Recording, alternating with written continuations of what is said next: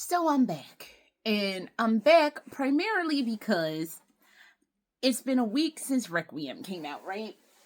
And I'm using my phone. I have no idea where the camera is. So I'm constantly going to be looking like I'm looking over here when I'm looking technically forward. But when my phone's like this, I can't tell what direction it's in.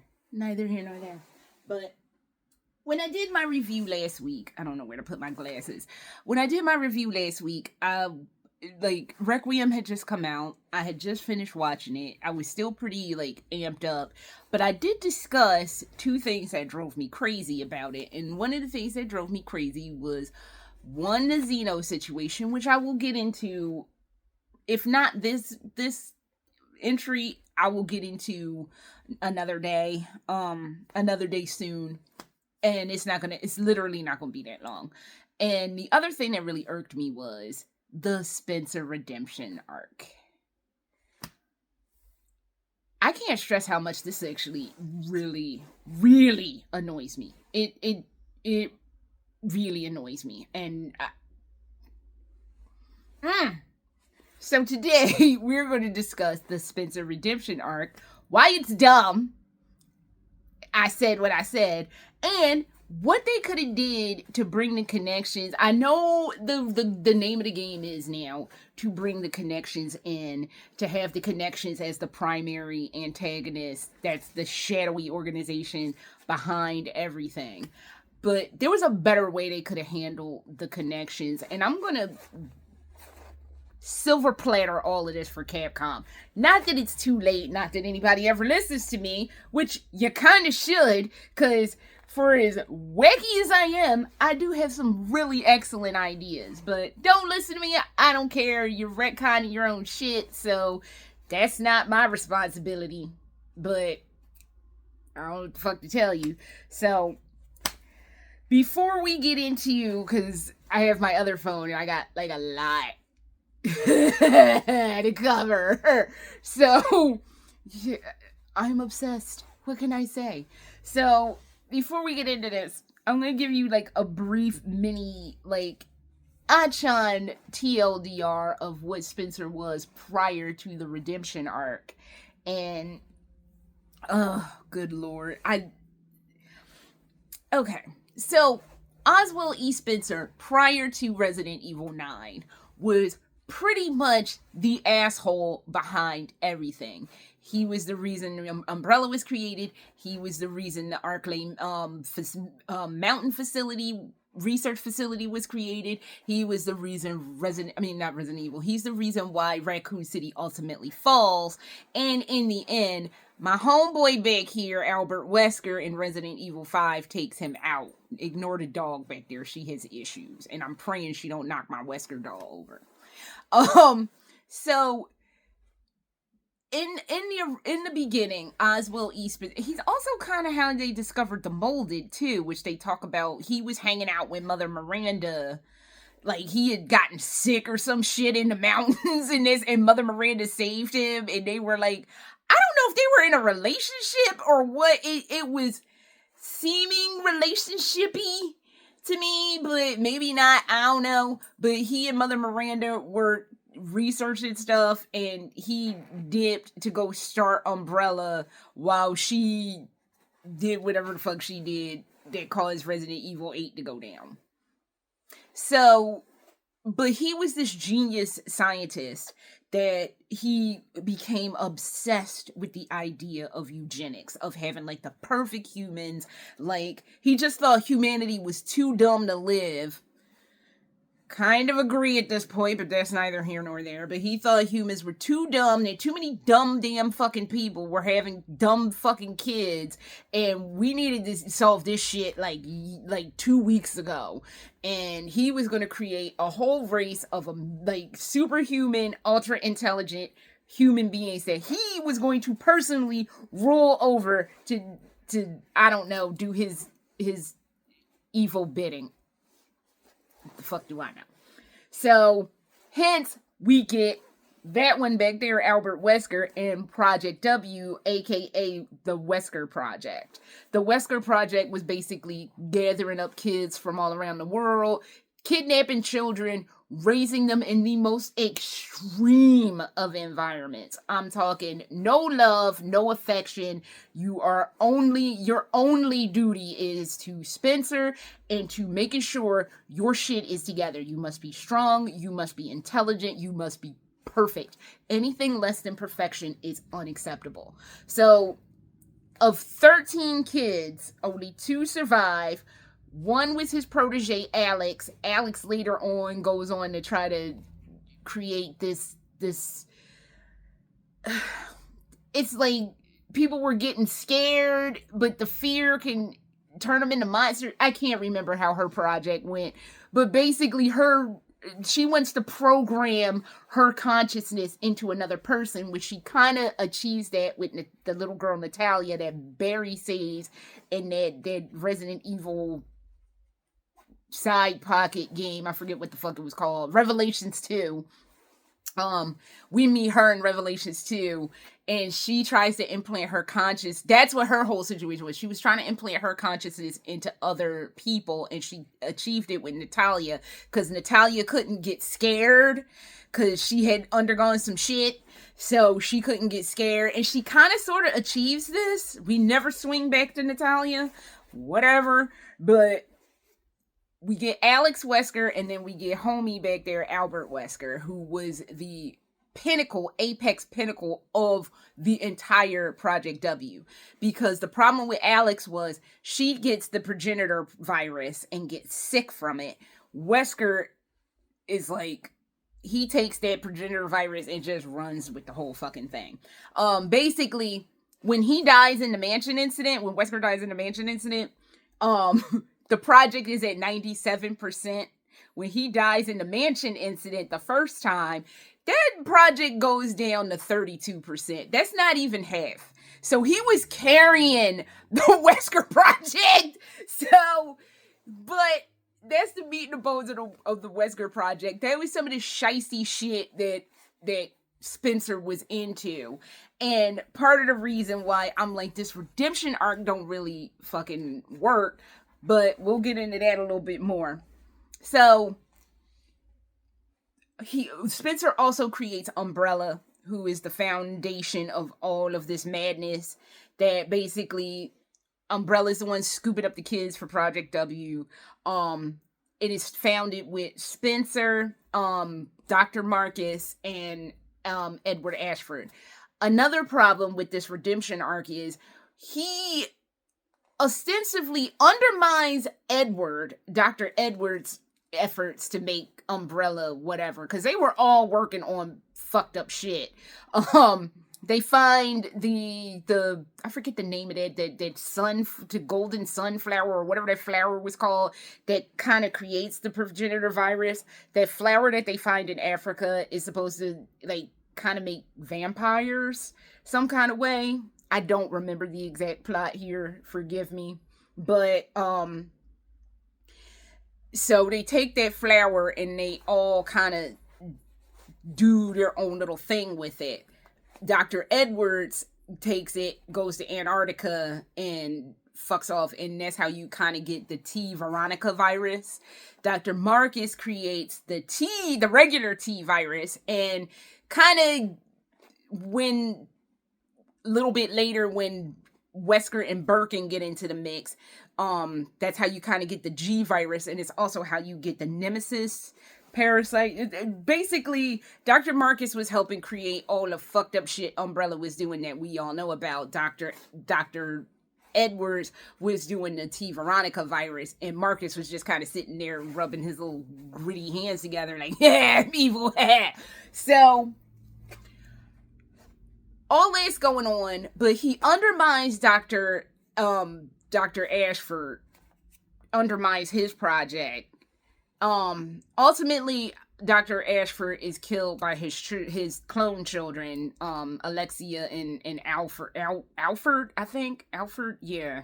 It was freaky. Y'all will see that when the Veronica remake comes out. He's a lot. It's a lot right there. It's a lot of that man happening. So just be ready for it. Spencer has Dr. Marcus killed. And you find that out in Resident Evil 0 because basically Birkin and Wesker come in and Wesker's like, "Oh, time to die, doctor." And then whatchamacallit's like, "I'll take over your research." I'm like, and he started Birkin and says, "I'll take over your research." Birkin laughing, his dumbass has the exact same thing happen to him approximately 10 years later. So laugh it up now, chuckle fuck. The same shit won't happen to you in 10 years. Enjoy that. But neither here nor there. So Marcus eliminates his co-founders. He's scooping up children left, right, and center. That orphanage situation from Resident Evil 2 remake and with the Chlorphins, the clone orphans in Resident Evil 9 is still happening. Yet, some kind of fucking way, he has some anxiety about the Cold War. And that's why he's doing all this shit. And like, all of a sudden, when he's old and busted after Umbrella falls apart, oh, it's a problem now, and I have Elpis, and Elpis is my big, "I'm sorry, I was a bad, crazy, eugenics asshole, and I'm sorry," and Elpis is my redemption, like, I need a redemption, like, it's really the connections. The fuck are you doing, Capcom? So, Raven, please do not knock my Wesker doll over. So basically, therein is where I'm mad at. Basically, Spencer's ideologies were kind of the foundation of why everything got so fucked up the way it did in Resident Evil. His belief system is what caused all of this shit. Because look at the mansion incident. One of the things in Wesker Report 2, which is like this side thing that Capcom threw in, not Wesker Report 1. Wesker's Report 1 was for the 5th anniversary. I forget when Wesker's Report 2 comes around. In Wesker's Report 2, Wesker pretty much is in the forest. He's still working at Arklay at this point. He's in the forest looking around, and he knows about Ashford, Dr. Ashford, in the Antarctica facility. And he's like, the Antarctica facility isn't around anything. It's in a place where if there's like an outbreak, it's not going to be a fucking problem. We're in the middle of Arklay Forest, and I know this virus, the T virus, can jump from humans, it can jump from animal to human, it can jump from insects to human, it can jump from plants to human. This is wrong. Something's wrong here. What the fuck is going on? This doesn't make any sense. This is an unsafe facility, and it seems like this is supposed to be like ground zero for an outbreak. What the fuck is going on? This is why Wesker ultimately leaves the Arklay mansion facility. And he's like, what is Spencer doing? Because none of this makes sense. If you know you're creating a virus that has all this communicative abilities, what are we doing? That's why he leaves and he starts working for, in my fanfiction universe, I call it security and intelligence branch of Umbrella. But that's why he starts working in the security division of Umbrella, because he is trying desperately to get information like, what the fuck is Spencer up to? Because this is some shiesty shit. I don't know what's going on. Whatever. I need to figure this out.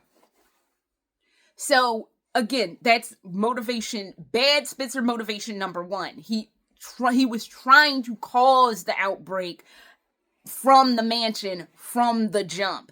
Also, when I think about this mansion again, you set their family, the Trevor family, the dude, the George Trevor who created the Arklay Mountain mansion facility, the Spencer mansion in the Arklay Mountains, that research facility.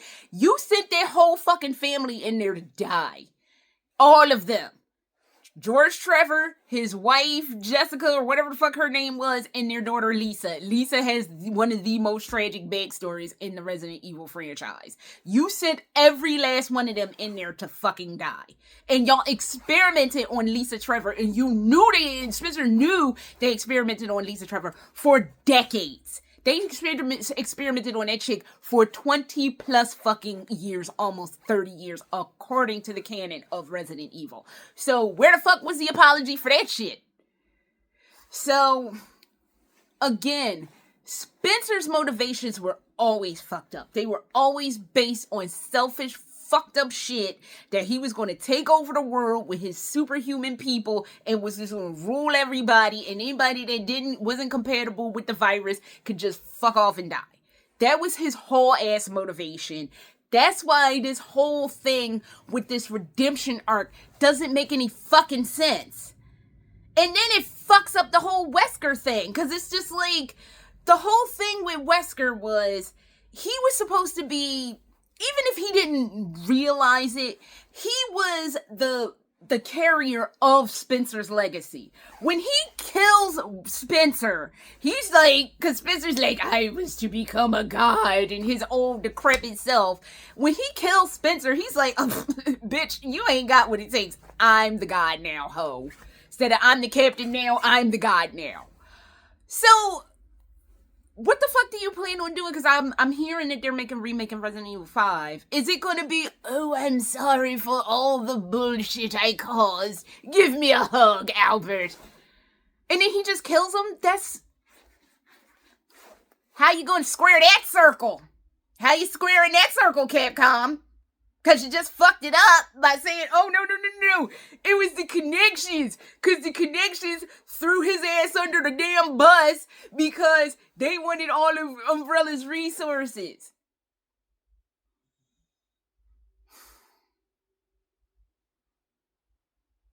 You're not going to square that circle. I mean, I'll watch it. I already am not a fan of Resident Evil 5. And it's not just because they kill Wesker in that one.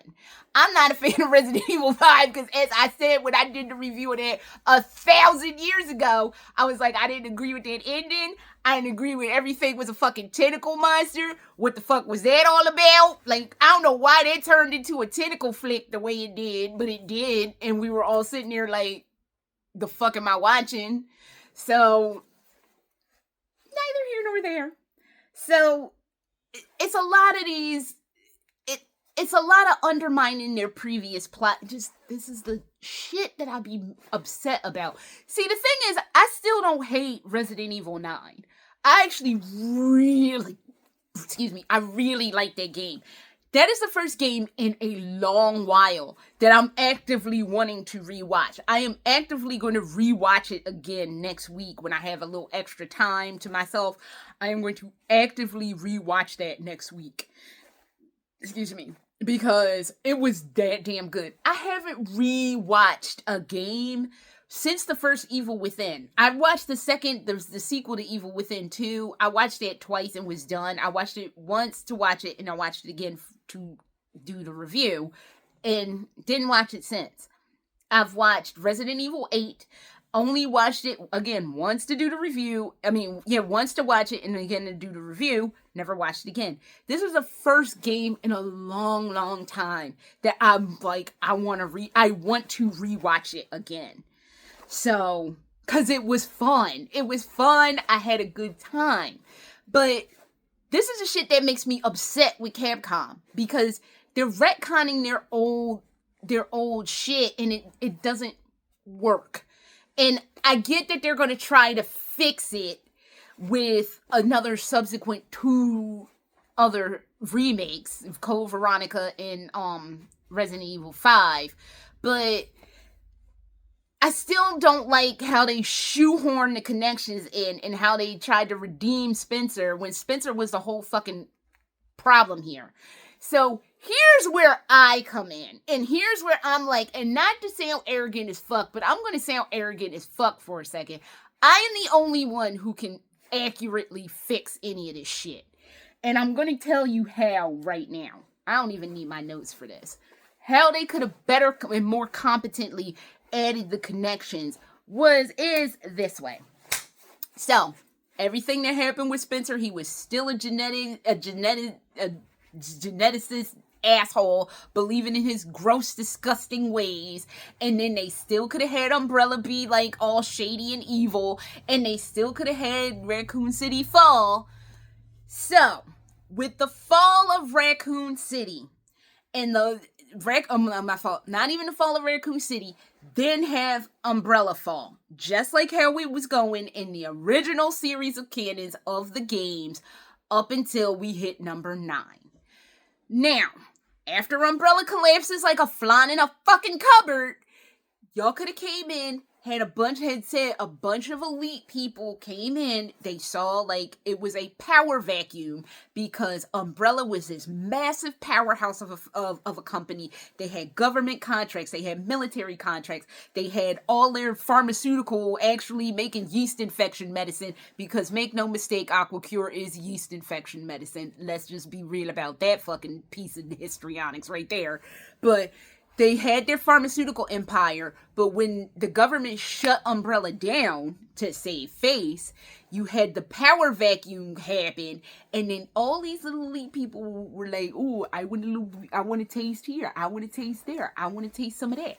And then those elite people get together, as they would in real life, and start the precursor for the connections.